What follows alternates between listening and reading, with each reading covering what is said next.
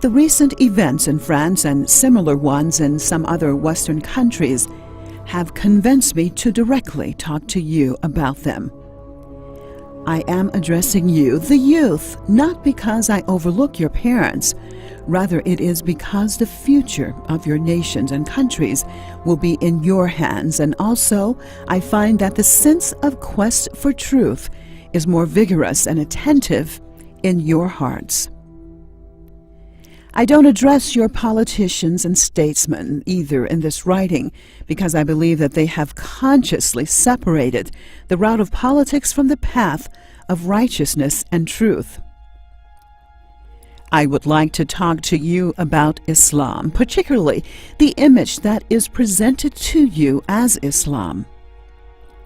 Many attempts have been made over the past 2 decades, almost since the disintegration of the Soviet Union, to place this great religion in the seat of a horrifying enemy.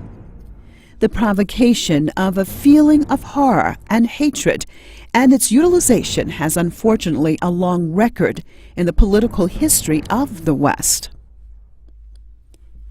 Here, I don't want to deal with the different phobias with which the Western nations have thus far been indoctrinated. A cursory review of recent critical studies of history would bring home to you the fact that the Western government's insincere and hypocritical treatment of other nations and cultures has been censured in new historiographies. The histories of the United States and Europe are filled with shame of slavery embarrassed by the colonial period and chagrin at the oppression of people of color and non-Christians. Your researchers and historians are deeply ashamed of the bloodshed wrought in the name of religion between the Catholics and Protestants, or in the name of nationality and ethnicity during the First and Second World Wars. This approach is admirable. By mentioning a fraction of this long list, I don't want to reproach history. Rather, I would like you to ask your intellectuals as to why the public conscience in the West awakens and comes to its senses after a delay of several decades or even centuries. Why should the revision of collective conscience apply to the distant past and not to the current problems? Why is it that attempts are made to prevent public awareness regarding an important issue such as the treatment of Islamic culture and thought? You know well that humiliation and spreading hatred and illusionary fear of the other have been the common base of all those oppressive profiteers. Now, I would like you to ask yourself why the old policy of spreading phobia and hatred has targeted Islam and Muslims with an unprecedented intensity. Why does the power structure in the world want Islamic thought to be marginalized and remain latent?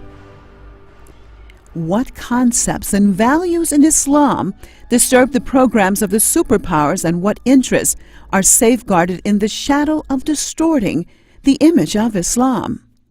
Hence, my first request is study and research the incentives behind this widespread tarnishing of the image of Islam. My second request is that in reaction to the flood of prejudgments and disinformation campaigns, try to gain a direct and first-hand knowledge of this religion. The right logic requires that you understand the nature and essence of what they are frightening you about and what they want to keep you away from. I don't insist that you accept my reading or any other reading of Islam. What I want to say is, don't allow this dynamic and effective reality in today's world to be introduced to you through resentment and prejudice. Don't allow them to hypocritically introduce their own recruited terrorists as representatives of Islam. Receive knowledge of Islam from its primary and original sources. Gain information about Islam through the Quran and the life of its great prophet. I would like to ask you whether you have directly read the Quran of the Muslims.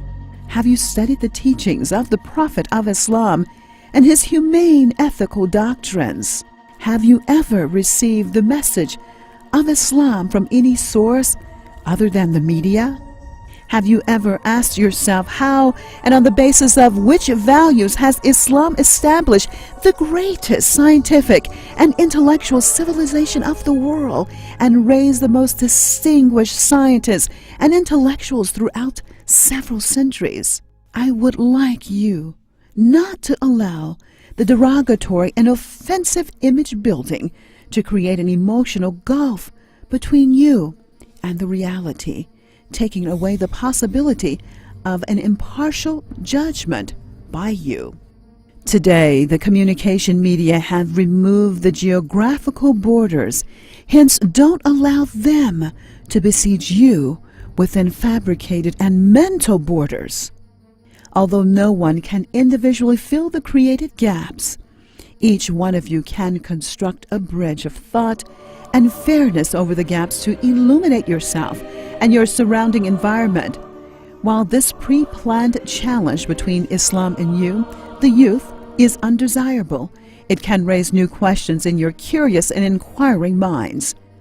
Attempts to find answers to these questions will provide you with an appropriate opportunity to discover new truth.